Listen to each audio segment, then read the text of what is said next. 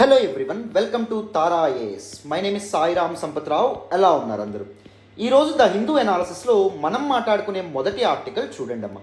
Use dictionary meaning of forest, supreme court tells centre.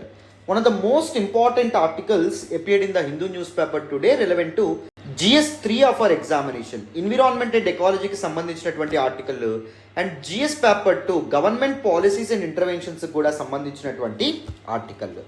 So ఈ article మనం కాంప్రహెన్సివ్గా, డీటెయిల్డ్గా, in depth, పూర్తి స్థాయిలో అర్థం చేసుకునే ముందు మీ అందరికీ ఒక చిన్న మాట. మన ద హిందూ అనాలిసిస్ వెనక కానీ మనం యూట్యూబ్లో అప్లోడ్ చేసుకుంటున్నటువంటి అదర్ వీడియోస్ వెనక కానీ చాలా ఎఫర్ట్స్ ఉంటాయమ్మా, చాలా హార్డ్ వర్క్ ఉంటుంది, చాలా టైం ఇన్వెస్ట్ చేయాల్సి ఉంటుంది. If you really want to acknowledge your efforts, please do hit that big fat like button. Explanation ఎలా ఉందో కామెంట్ చేయండి. మీ ఫ్రెండ్స్ అండ్ ఫెలో ఆస్పిరెంట్స్ కూడా మన వీడియోస్ని షేర్ చేసే ప్రయత్నం చేయండి. ఛానల్ని ఇంకా సబ్స్క్రైబ్ చేసుకోకపోతే సబ్స్క్రైబ్ చేసుకోండి. తెలుగు రాష్ట్రాల నుంచి UPSC civil service examination prepare అవుతున్న స్టూడెంట్స్ అందరి కోసం మనం చాలా మంచి ఇనిషియేటివ్స్తో ముందుకు రాబోతున్నాం. ఓకేనా? మరి వితౌట్ ఎనీ ఫర్దర్ డిలే మనం దిస్ పర్టికులర్ ఆర్టికల్లోకి వెళ్ళిపోదాం. చూడండి. So the title of this particular article says use dictionary meaning of forest, supreme court tells centre. The apex court of India, that is the supreme court, central గవర్నమెంట్కి ఏం చెప్పింది అంటే, మీరు legal definition of forest బదులుగా forest యొక్క dictionary meaning ఏదైతే ఉందో దాన్ని వాడండి while implementing forest conservation amendment act of 2023. So ఎందుకు సుప్రీంకోర్టు ఇలా చెప్పింది? అసలు డిక్షనరీ మీనింగ్ ఆఫ్ ఫారెస్ట్కి, లీగల్ మీనింగ్ ఆఫ్ ఫారెస్ట్కి, అంటే చట్టాల్లో ఫారెస్ట్కి ఇచ్చినటువంటి డెఫినేషన్కి మధ్య తేడా ఏంటి? అసలు ఏంటి ప్రాబ్లం? సుప్రీంకోర్టు ఎందుకు దీని గురించి ఇలా మాట్లాడింది?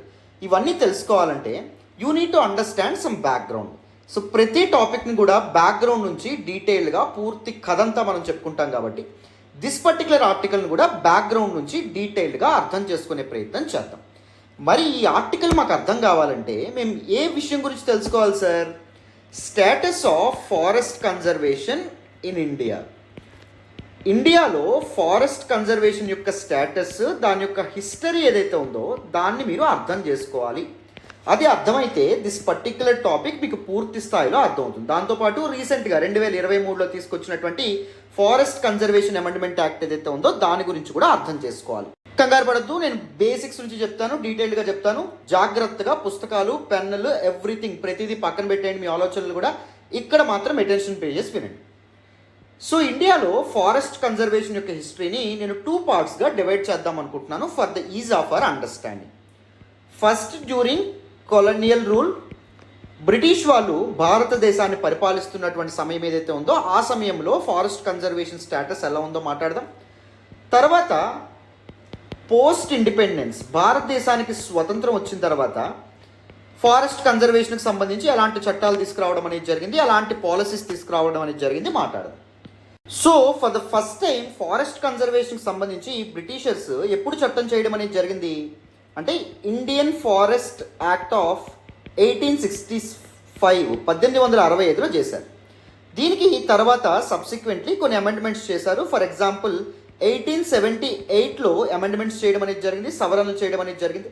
అండ్ తర్వాత 1927లో ఒక కాంప్రహెన్సివ్ యాక్ట్తో ముందుకు వచ్చారు. ఫారెస్ట్ కన్జర్వేషన్ యాక్ట్ ఆఫ్ 1927తో ముందుకు రావడం అనేది జరిగింది.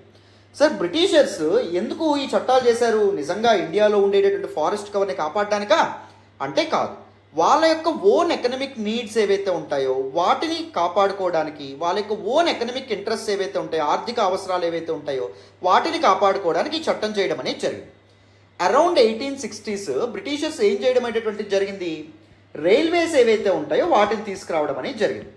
రైల్వేస్ ఎందుకు సార్ ఇండియాలో ఇంట్రడ్యూస్ చేశారు? ఇండియన్ పీపుల్కి మంచి చేయడానికా, ఇన్ఫ్రాస్ట్రక్చర్ డెవలప్ చేయడానికా అంటే కాదు. ట్రేడ్ అనేటటువంటిది లార్జ్లీ లాజిస్టిక్స్ మీద డిపెండ్ అవుతుంది కాబట్టి, కనెక్టివిటీ మీద డిపెండ్ అవుతుంది కాబట్టి, సో ఎక్కడైతే రా మెటీరియల్స్ ఉంటాయో ద సోర్స్ ఆఫ్ రా మెటీరియల్స్ నుంచి పోర్ట్స్ అండ్ దాంతోపాటు పోర్ట్ సిటీస్కి రా మెటీరియల్స్ని తరలించడానికి బెటర్ కనెక్టివిటీ, ఫాస్టర్ కనెక్టివిటీ అవసరం కాబట్టి రైల్వేస్ని ఏర్పాటు చేయడం అనేది జరిగింది. మరి రైల్వే లైన్స్ కన్స్ట్రక్ట్ చేయడానికి వాళ్ళకి వుడెన్ స్లాబ్స్ ఏవైతే ఉంటాయో అవి అవసరమయ్యేవన్నమాట. సో ఈ వుడెన్ స్లాబ్స్ ఏవైతే ఉంటాయో దానికోసం వీళ్ళు ఏం చేసేవాళ్ళు? ఫారెస్ట్ ఏదైతే ఉందో ఫారెస్ట్ని ఎక్స్ప్లాయిట్ చేస్తూ ఉండడం అనేటువంటి జరిగింది. అండ్ దాంతోపాటుగా మరి పోర్ట్ సిటీస్కి తీసుకొచ్చినటువంటి ఈ చీప్ రా మెటీరియల్స్ని కానీ వీటన్నిటిని యూరప్కి తరలించాలంటే ఏముండాలి? షిప్స్ ఉండాలి. ఈవెన్ ఈ షిప్స్ ఏవైతే ఉంటాయో ఈ షిప్ బిల్డింగ్ కోసం కూడా వుడ్ అనేటువంటిది అవసరం కదా, టింబర్ అనేది అవసరం కదా. సో అందుకు ఫారెస్ట్ ఏవైతే ఉంటాయో వాటిని ఎక్స్ప్లాయిట్ చేయడం అనేది జరిగింది.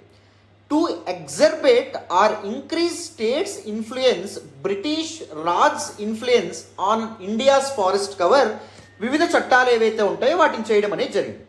ఎందుకంటే ఇంతకు ముందే యూరోప్లో స్టార్ట్ అయినటువంటి ర్యాపిడ్ ఇండస్ట్రియలైజేషన్ కారణంగా, పారిశ్రామిక విప్లవం కారణంగా వేరియస్ న్యాచురల్ రిసోర్సెస్ ఏవైతే ఉంటాయో వాటిని కంప్లీట్గా డిప్లీట్ చేసేసారు.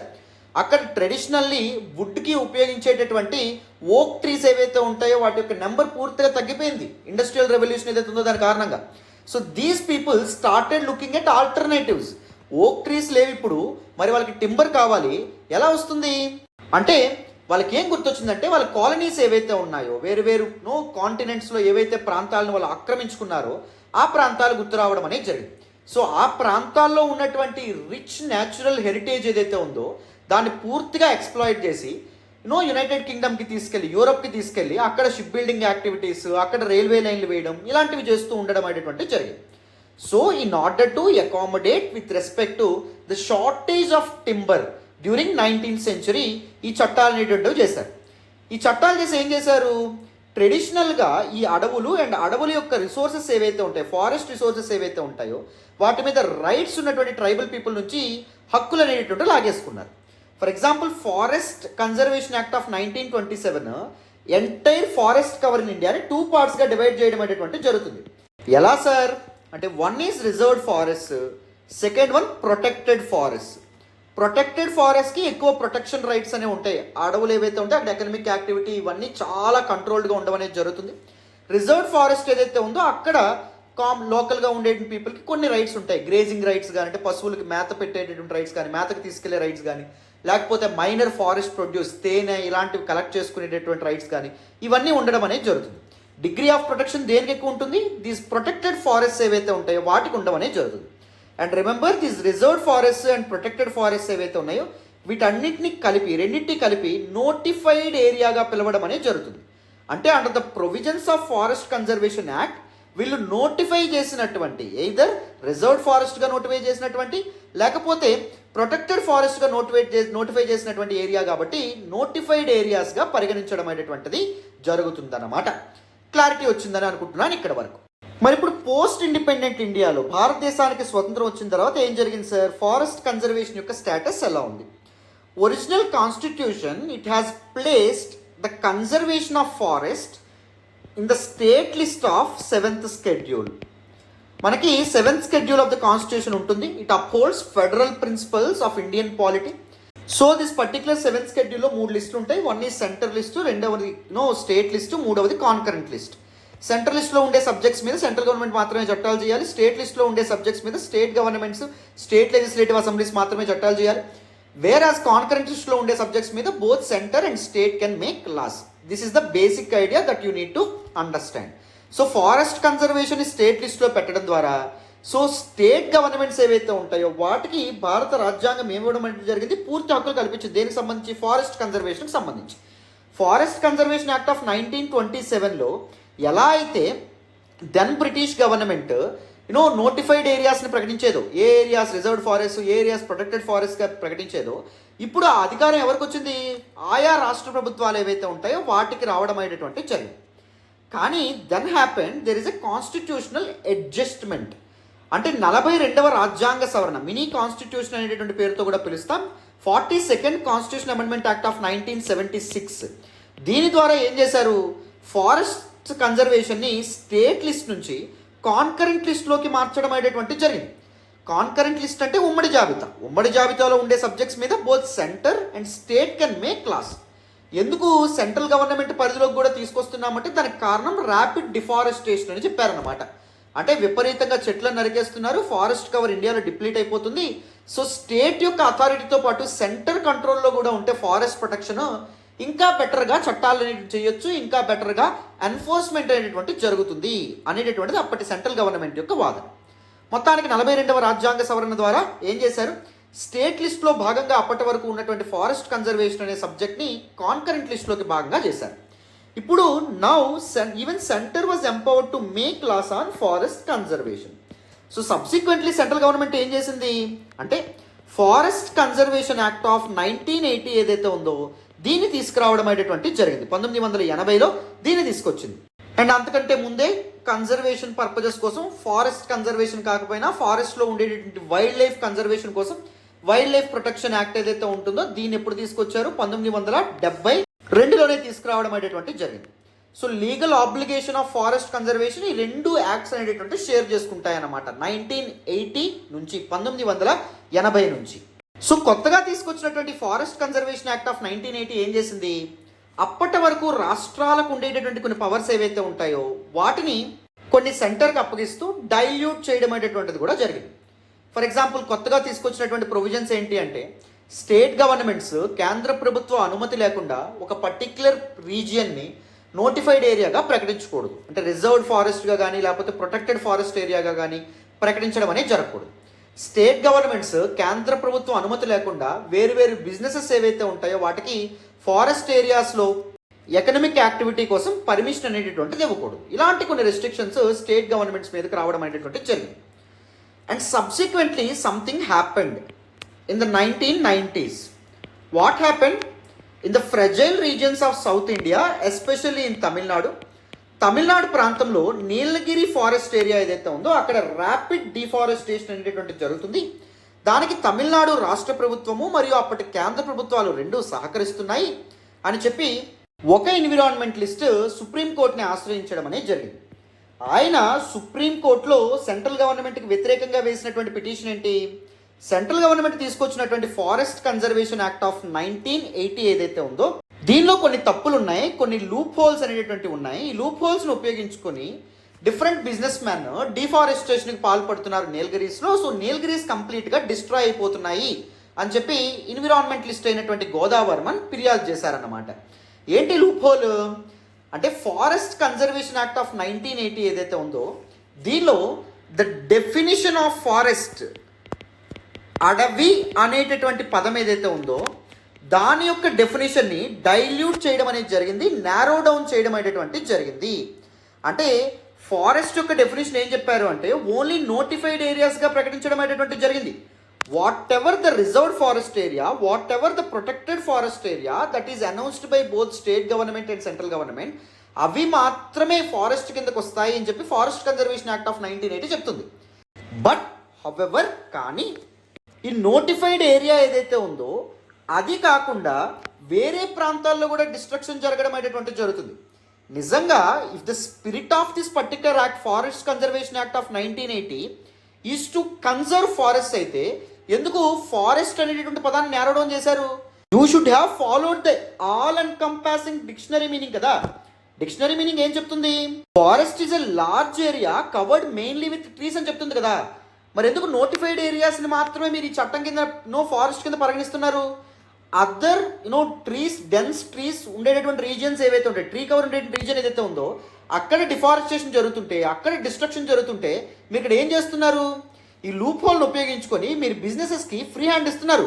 మీరు బిజినెస్ మ్యాన్ ఎవరైతే ఉంటారో లేకపోతే రెడ్ మైనింగ్ చేసే వాళ్ళు ఎవరైతే ఉంటారో వాళ్ళకి ఫ్రీ హ్యాండ్ ఇస్తూ ఉన్నారు. డిస్ట్రాయ్ చేసుకోండి other parts of tree cover ఏదైతే ఉందో దాన్ని అని చెప్పి మిస్టర్ గోదావర్మన్ సుప్రీంకోర్టుకి వెళ్ళారన్నమాట.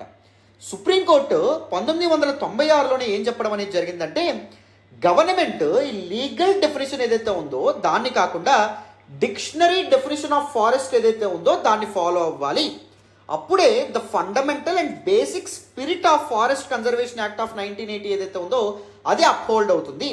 ఈ చట్టాన్ని ఏ ప్రాతిపదికన తీసుకొచ్చారు? ఈ ఆబ్జెక్టివ్తో తీసుకొచ్చారు, అడవుల్ని కాపాడడానికి కదా. అడవుల్ని కాపాడాలని నిజంగా మీ ఉద్దేశం ఉంటే అందుకోసమే ఈ చట్టం చేస్తే ద డెఫినేషన్ ఆఫ్ ఫారెస్ట్ని మీరు నారో డౌన్ చేయరు. సో అందుకే దట్ ఆల్ కంపాసింగ్ డెఫినేషన్ అంటే the comprehensive broader definition of forest ఏదైతే ఉందో that is dictionary definition of forest ఏదైతే ఉందో దాన్ని ఫాలో అవ్వండి అని చెప్పి సుప్రీంకోర్టు 1996లోనే చెప్పింది. రైట్ సార్, ఇప్పుడు ఏం జరిగింది? అంతా బాగానే ఉంది కదా. అంటే 2023లో మన భారత పార్లమెంటు ఒక కొత్త అమెండ్మెంట్ యాక్ట్తో ముందుకు వచ్చిందమ్మా. ఏంటది? Forest conservation amendment act of 2023. ఈ చట్టంలో కూడా ఏం చేశారు అంటే by using the ambiguity with respect to the definition of forest they want to give free hand to the business man.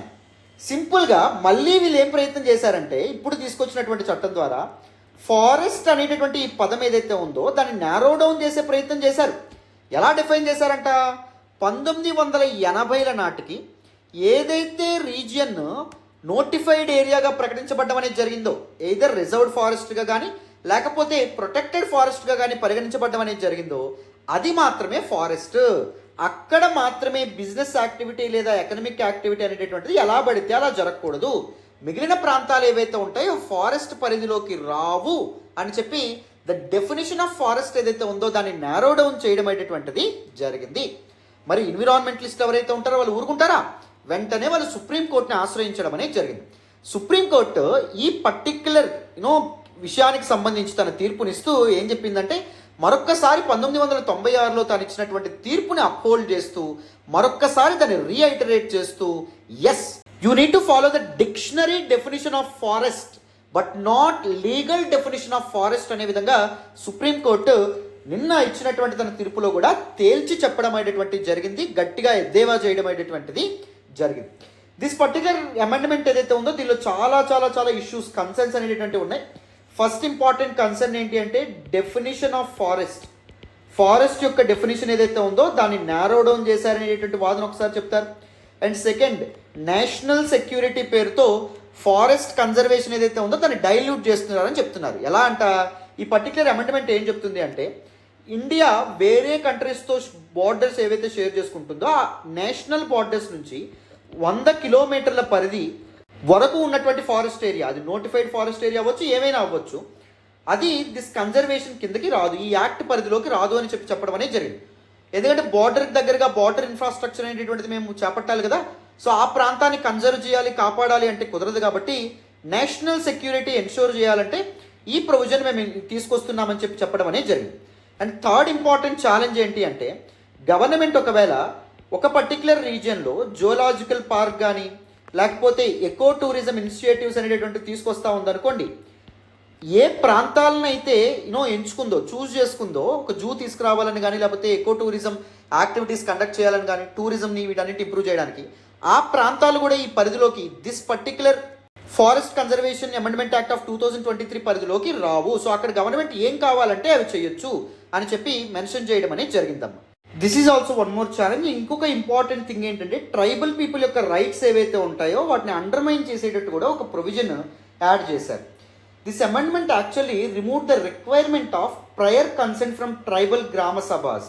For example forest ఏరియాస్ని ఎవరైనా private entities non forest purposes కోసం ఉపయోగించుకోవాలనుకుంటే దాన్ని ప్రిమైజెస్లో ఉండేటటువంటి tribal communities and tribal villages యొక్క గ్రామ సభాస్ ఏవైతే ఉంటాయో వాళ్ళ యొక్క పర్మిషన్ తప్పకుండా తీసుకోవాలి. సో దిస్ పర్టికులర్ ప్రొవిజన్ ఏదైతే ఉంటుందో దాన్ని కంప్లీట్గా తీసివేయడం అనేటువంటిది జరిగింది. So there was no need for these private companies to take permission to use forest land for eco tourism and other activities.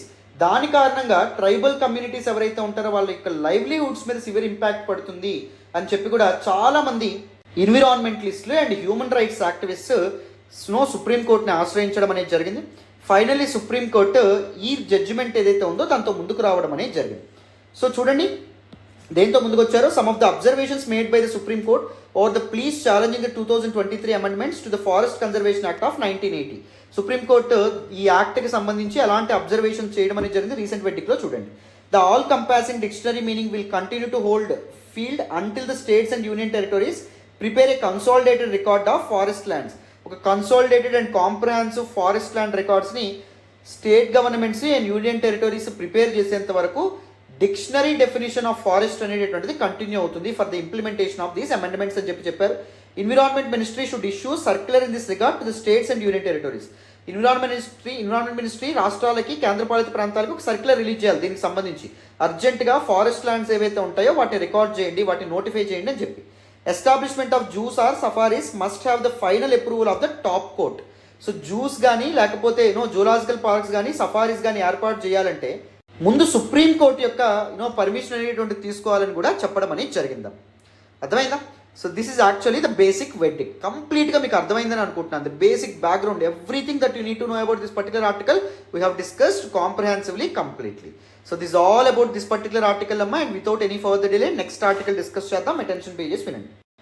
ఈరోజు ద హిందూ ఎనాలిసిస్లో మనం మాట్లాడుకునే నెక్స్ట్ ఆర్టికల్ చూడండి.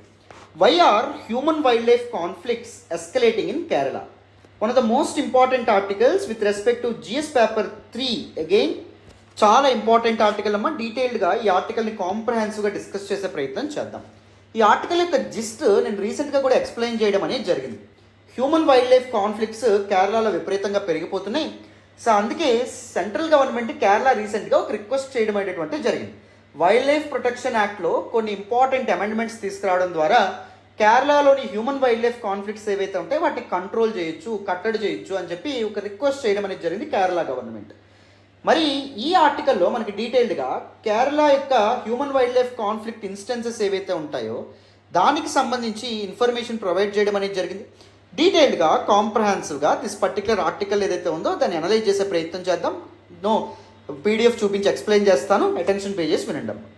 So look at the context of this particular article. ఏం జరుగుతుంది కేరళలో? 2015 నుంచి ఇప్పటి వరకు కేరళలో ఏకంగా 600 మంది బలైపోయారంట. దేని కారణం చేత? హ్యూమన్ వైల్డ్ లైఫ్ కాన్ఫ్లిక్ట్స్ ఏవైతే ఉంటాయో దాని కారణం చేత. అంటే క్రూర జంతువులు ఏవైతే ఉంటాయో అవి హ్యూమన్ సెటిల్మెంట్స్లోకి రావడం కానీ, లేకపోతే హ్యూమన్ సెటిల్మెంట్స్ ఫారెస్ట్ ఏరియాస్కి ఎక్స్పాండ్ అవ్వడం వల్ల కానీ ఈ హ్యూమన్ వైల్డ్ లైఫ్ కాన్ఫ్లిక్ట్ ఏదైతే ఉంటుందో అది స్టార్ట్ అవ్వడం అనేది జరుగుతుంది. దానివల్ల చాలా లైవ్లీహుడ్స్ మీద ఇంపాక్ట్ పడడం అనేటువంటి జరుగుతుంది. అండ్ చాలామంది ఇంజ్యూర్ కూడా అవ్వడం అనేటువంటి జరుగుతుంది. That is a serious problem కింద మనం చెప్పొచ్చు. So this is the major issue. This is actually the context of this particular article.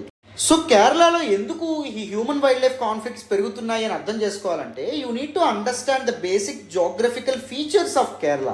కేరళలో nearly 30% of the geographical area ఫారెస్ట్తో కవర్ అవ్వబడి ఉండడం అనేది జరిగింది. ట్రీ కవర్ అనేటువంటిది మనకు కనిపిస్తుంది.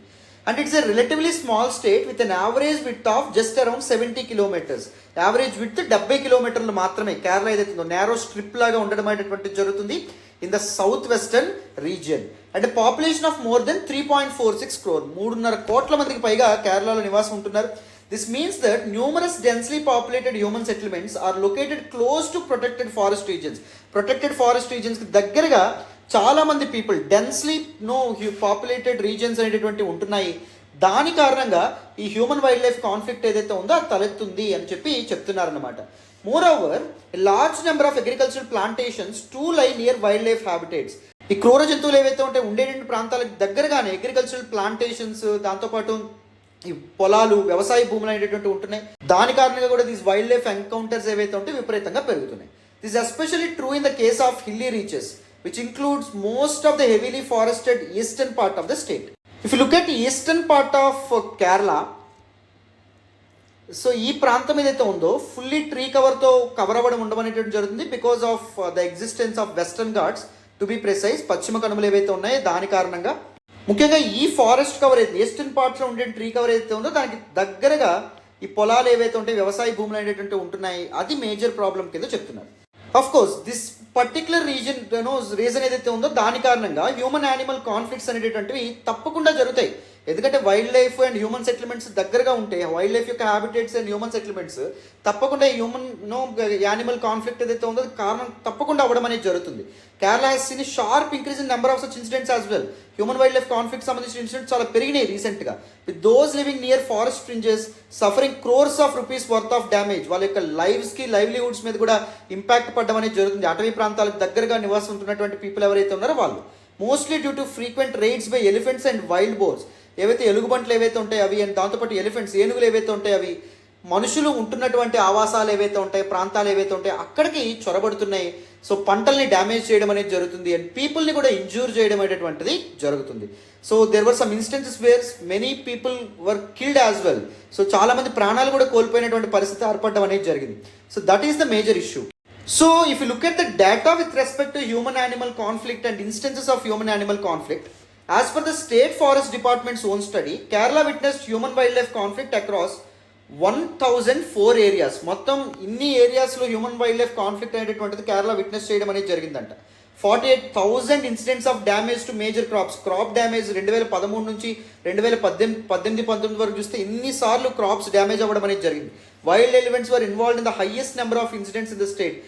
ఎక్కువగా ఈ క్రాప్స్ లేకపోతే ఈ లైవ్లీహుడ్ డ్యామేజ్ అనేటువంటి దేనివల్ల జరిగిందంటే వైల్డ్ ఎలిఫెంట్స్ ఏవైతే ఉంటాయో వాటి కారణంగా.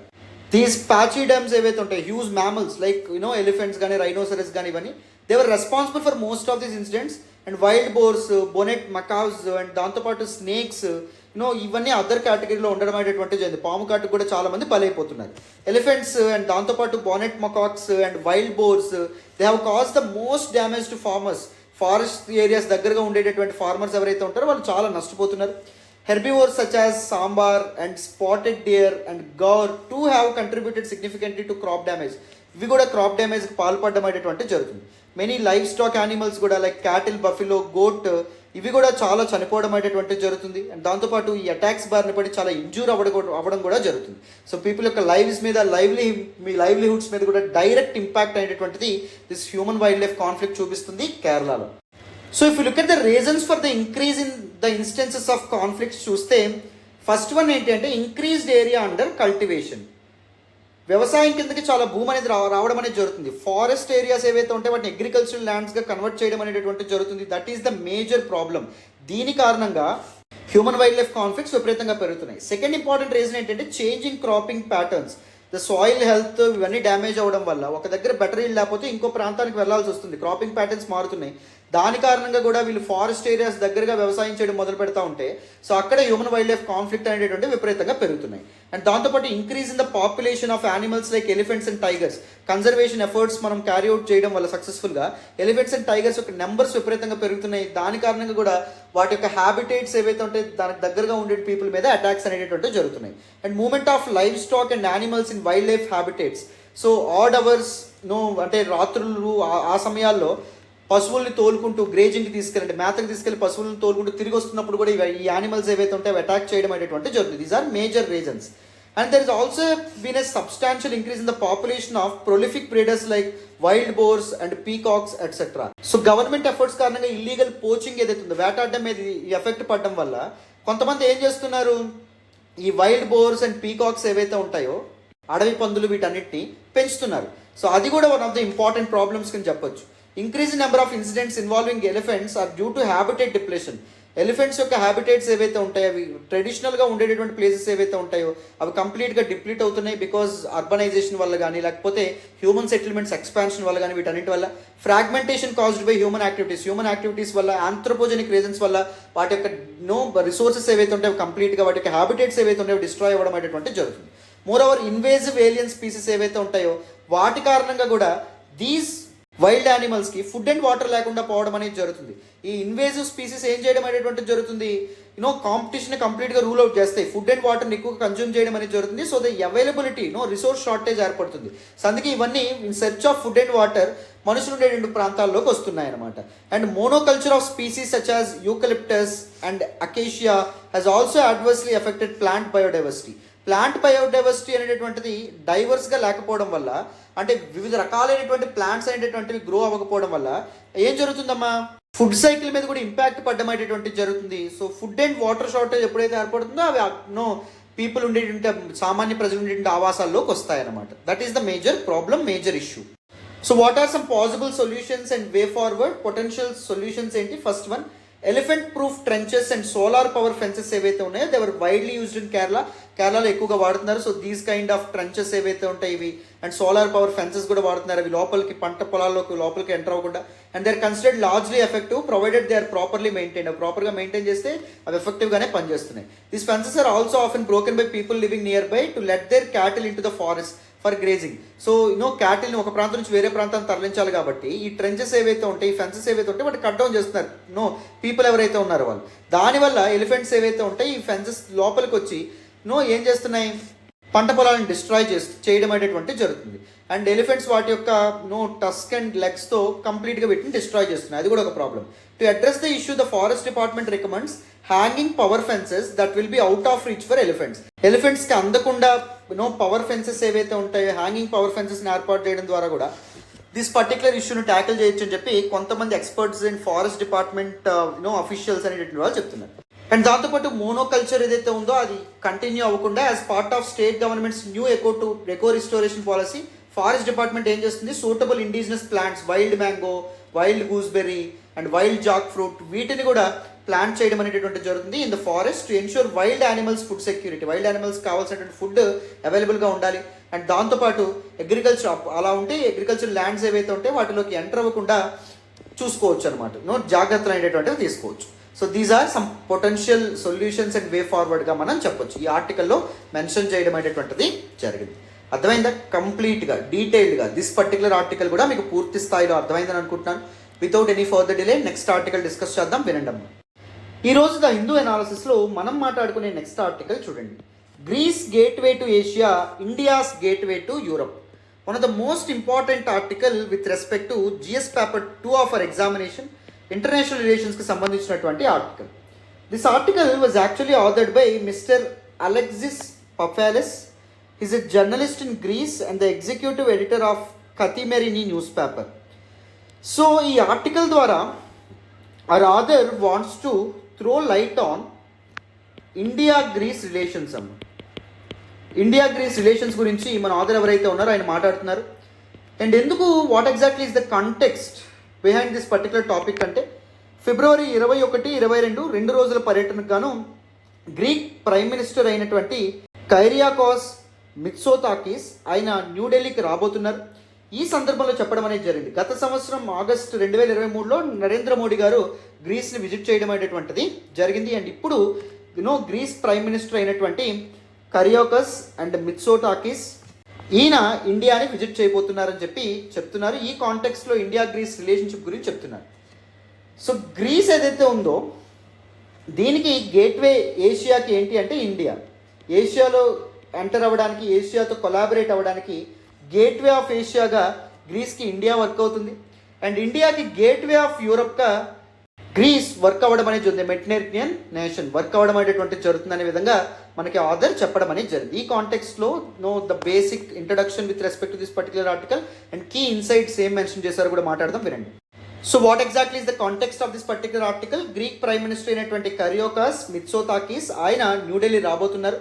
It will be another important step in building strategic relationship between India and Greece. India మరియు గ్రీక్ రిలేషన్స్లో one of the most important event డెవలప్మెంట్గా మనం చెప్పొచ్చు. So A process which began with the historic visit of Indian prime minister Narendra Modi to Greece in August 2023. గత సంవత్సరం ఆగస్టులో నరేంద్ర మోడీ గారు గ్రీస్ని visit చేయడం అనేటువంటిది జరిగింది. సబ్సిక్వెంట్లీ గ్రీస్ ప్రైమ్ మినిస్టర్ అయినటువంటి మిత్సోతాకిస్ ఎవరైతే ఉన్నారో ఆయన ఇండియాకి వస్తున్నారన్నమాట. అర్థమైందా? So if you look at the basic introduction of this particular article, ahead of the visit, the Prime Minister of Greece told that he is determined to deepen bilateral ties and cooperation in many fields with India, adding that India will find no better gateway to Europe and for Greece there is no better gateway to Asia than a close strategic relationship with India అనే విధంగా ఆయన చెప్పడం అనేది జరిగింది. So explicitly, Greece is very interested to build ties with India and it is looking at India as the gateway of Asia and it is proposing that Greece can act as a gateway to Europe for India, right? And India is perceived as an old and traditional friend of Greece. For right from Alexander invasions నుంచి India Greece cordial relations maintain చేయడం అనేది జరుగుతుంది. Historical ties అనేటివి ఉండడం అనేది జరిగింది. And even Greece looks at India as a rising great power in the fast moving geopolitics. ప్రపంచ రాజకీయాలు ఏవైతే వెరీ డైనమిక్గా ఉంటాయి, దానిలో ఒక ఇంపార్టెంట్ ప్లేయర్గా ఇండియా ఎమర్జ్ అవుతుంది. సో గ్రీస్ అందుకే ఇండియా వైపు చూడడం అనేటువంటిది జరుగుతుంది. So if you look at the importance of bilateral ties between both these nations with respect to security and stability, Greece and India are in many ways prisoners of geography. That simply means they are located in very strategic areas గా మనం చెప్పొచ్చు. Important రీజియన్స్లో locate అవ్వడం అనేది జరిగింది. Both of them ముఖ్యంగా majority of the trade routes ఈ ప్రాంతాల నుంచి పాస్ అవ్వడం అనేది జరుగుతుంది. But are areas that are at the same time geopolitically volatile. Strategically ఎంత కీ పొజిషన్లో ఉన్నాయో అంతే జియోపొలిటికల్లీ వాలటైల్గా ఉండడం అనేటువంటి ప్రపంచ రాజకీయాల విషయాల్లో significant impact both the nations face చేస్తూ ఉండడం అనేటువంటి జరుగుతుంది. As recent events in the Red Sea have shown the security, stability and prosperity of the East Mediterranean region where Greece is situated is vitally dependent on the security, stability and prosperity of Indian Ocean region. Indian Ocean regionలో prosperity, security, stability ensure చేయడం మన కంట్రీకి ఎంత ఇంపార్టెంటో, Mediterranean రీజియన్లో security, stability అనేటువంటిది ensure చేయడం గ్రీస్కి కూడా అంతే ఇంపార్టెంట్. ఎందుకంటే because of their strategic location, very important పొజిషన్లో ఈ రెండు ఉండడం వల్ల Indian ocean region is home to many trade routes, important trade routes. Even Mediterranean region is central aspect of many trade routes, right? So అందుకే ఇవి ఆ లొకేషన్స్లో ఉండడం వల్ల జియో పొలిటికల్లీ వెరీ వాలటైల్ పొజిషన్లో ఉండడం అనేటువంటి జరుగుతుంది. More than ever before the political leadership in India and grace is aware of the compelling strategic reasons and urgency to build a strategic relationship between two countries. So given the fact that they both are in this very volatile region, geopolitically volatile situation, strategically important locations. So what they wanted to do, they wanted to build strategic ties and strategic partnerships, right? రెండు ఒకరితో ఒకరు సత్సంబంధాలు maintain చేసుకోవాలని చెప్పి ఆలోచనలో ఉన్నాయి. So వాటి యొక్క టైస్ బోత్ ఇండియా అండ్ గ్రీస్ రెండు మధ్య ఉన్నటువంటి సంబంధాలు ఏవైతే ఉంటాయో వాటిని స్ట్రాటజిక్ లెవెల్కి ఎక్స్కలేట్ చేయాలని చెప్పి ప్రయత్నాలు అనేటువంటివి చేస్తూ ఉన్నాయి. So having said that, let us now look at different areas of cooperation between Greece and India. So various లెవెల్స్లో రెండు కంట్రీస్ ఒకదాంతో ఒకటి కొలాబరేట్ అవ్వడం అనేది జరుగుతుంది. ఫర్ ఎగ్జాంపుల్ డిఫెన్స్ పర్స్పెక్టివ్ వస్తే ఇండియన్ నేవీ కానీ ఇండియన్ ఎయిర్ ఫోర్స్ కానీ they have been participating in joint exercise with Greek arm forces joint ఎక్సర్సైజ్లో పార్టిసిపేట్ చేస్తున్నారు. అండ్ రెసిప్రోకల్ ఎక్సర్సైజెస్ ఏవైతే ఉంటాయో వాటిని కూడా టైం టు టైం ప్లాన్ చేయడం అనేటువంటి జరుగుతుంది. అండ్ దాంతోపాటు బిజినెసెస్, గ్రీస్కి సంబంధించినటువంటి బిజినెసెస్ ఇండియాలో ఇన్వెస్ట్మెంట్స్ పెట్టే ఆలోచనలు అనేటువంటి చేస్తున్నాయి. A well known Indian business family has made major investments in several companies in food business in Greece యొక్క ఫుడ్ బిజినెస్లో కూడా ఇండియన్ కంపెనీస్ ఇన్వెస్ట్మెంట్స్ అనేటువంటివి చేస్తూ ఉన్నాయి. A mid sized Indian shipping company has already opened a brokerage firm in Athens and looks to become a key player in the trans Atlantic shipping market. So మన Indian shipping companies ఏవైతే ఉంటాయో అవి grace యొక్క potential, economic potential ఏదైతే ఉందో దాన్ని leverage చేసే ప్రయత్నం చేస్తున్నాయి. గ్రీస్ యొక్క టూరిజం ఏదైతే ఉందో టూరిజం సెక్టార్ని కూడా ట్యాప్ చేసేటటువంటి ప్రయత్నం చేస్తున్నాయి. సో బోత్ కమర్షియల్లీ అంటే ఎకనామికల్లీ అండ్ దాంతోపాటు స్ట్రాటజికల్లీ రెండు దేశాలు కూడా ఒకదాంతో ఒకటి కొలాబరేట్ అవ్వడం మంచి విషయంగా మనం చెప్పొచ్చు. Even the central bank of Greece it has tied up with major Indian financial institution to sell mutual fund products globally ఈ బ్యాంక్స్ ఇది చేసేటటువంటి ఇన్వాల్వ్ అయ్యేటువంటి మ్యూచువల్ ఫండ్స్ ఏవైతే ఉంటాయో వాటిని కూడా ఇరు దేశాల ఫినాన్షియల్ ఇన్స్టిట్యూషన్స్ కలిపి ఇష్యూ చేయడం అనేది జరుగుతుంది గ్లోబల్లీ. అండ్ దాంతోపాటు India middle east Europe economic corridor last year G20 summit ఢిల్లీలో జరిగింది. దానిలో ఈ పర్టికులర్ కారిడార్, ఈ పర్టికులర్ ఇన్ఫ్రాస్ట్రక్చరల్ ప్రాజెక్ట్తో కొన్ని కంట్రీస్ ముందుకు రావడం అనేది జరిగింది. ఇండియా కానీ, యునైటెడ్ అరబ్ ఎమిరేట్స్ కానీ, సౌదీ అరేబియా కానీ ఈ కంట్రీస్ అన్ని కలిపి ముందుకు రావడం అనేటువంటి జరిగింది. ఇట్స్ యుఎస్ బ్యాక్డ్ డీల్గా మనం చెప్పొచ్చు, యుఎస్ బ్యాక్డ్ ఇన్ఫ్రాస్ట్రక్చర్ ప్రాజెక్ట్గా మనం చెప్పొచ్చు. And countering to China's belt and road initiative. So దీనిలో కూడా గ్రీస్ అనేటువంటిది important member. Greece has been a strong supporter of deeper European union India relations. India and EU relations ఏవైతే ఉంటాయో strengthen అవ్వడంలో grace కూడా తన సపోర్ట్ ఎప్పటి నుంచో అందిస్తుంది. And is now working to ensure EU India bilateral trade and investment agreement as well. European union India మధ్య bilateral trade and investment agreement, it is a kind of free trade agreement. దాన్ని కూడా conclude చేసే విధంగా present negotiations అనేవి జరుగుతున్నాయి, which would be a further catalyst to bilateral economic ties. ఒకవేళ ఈ free trade agreement ఏదైతే ఉందో అది ఒకవేళ కంక్లూడ్ అయితే, అది ఒకవేళ ఆపరేషన్లోకి వస్తే, ఇంప్లిమెంటేషన్లోకి వస్తే రెండు దేశాల మధ్య ఎకనామిక్ టైస్ ఏవైతే ఉంటాయో అవి ఇంకా బలపడతాయని చెప్పి మనం చెప్పొచ్చు. Investments, easy flow of investments అనేటువంటిది ఉంటుంది. Easy flow of people and goods and services ఏవైతే ఉంటాయో దాన్ని కూడా ఎన్ష్యూర్ చేయొచ్చు అని చెప్పి మనం ఇక్కడ అర్థం చేసుకోవచ్చు. అర్థమైందా? సో ఇలాంటి కీ ఇన్సైట్స్తో ఈ ఆర్టికల్లో ముందుకు రావడం అనేది జరిగిందమ్మా. This is all about this particular article and this is all about today's the Hindu analysis. ప్రతిరోజు ద హిందూ అనాలిసిస్ ఫాలో అవ్వండి. మీకు చాలా ఇన్సైట్స్ గురించి చెప్పడం అనేది జరుగుతుంది, చాలా విషయాలు మనం మాట్లాడడం అనేది జరుగుతుంది. ప్రతిదీ డీటెయిల్గా కవర్ చేద్దాం. ఓకేనా? Thank you so much for all the support and all the love so far. మన వీడియోస్ మీకు నచ్చుతున్నట్టయితే please do hit that big fat like button. Explanation ఎలా ఉందో కామెంట్ చేయండి. మీ ఫ్రెండ్స్ అండ్ ఫెలో ఆస్పిరెంట్స్ కూడా మన వీడియోస్ని షేర్ చేసే ప్రయత్నం చేయండి. ఛానల్ని ఇంకా సబ్స్క్రైబ్ చేసుకోకపోతే సబ్స్క్రైబ్ చేసుకోండి. తెలుగు రాష్ట్రాల నుంచి UPSC civil service examination prepare అవుతున్న స్టూడెంట్స్ అందరి కోసం మనం చాలా మంచి ఇనిషియేటివ్స్తో ముందుకు రాబోతున్నాం. ఓకేనా? రైట్ నాన్న, మరి నెక్స్ట్ క్లాస్లో కలుద్దాం. బాయ్ అమ్మా.